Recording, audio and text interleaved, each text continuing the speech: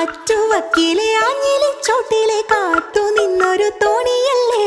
ആർത്തിരമ്പി നിറയണ നിരത്ത് നീന്തിയെത്തണമെന്നരികെ ആരുമൊന്നു നനയാൻ കൊതിക്കണ രാവിലാദ്യ മഴക്കുളിരിൽ നീ പറയും കഥകളിലൊക്കെയും തൂമഴ തുള്ളി തുള്ളി വന്നു കണ്ണിലെ പൊയ്കയില് കുഞ്ഞലമാലയില് ഞാനോ മീനോ കാണാത്തീരം തേടി പോകും പൊൻകിന തോണികളോ പൊന്നര എന്നങ്ങളോ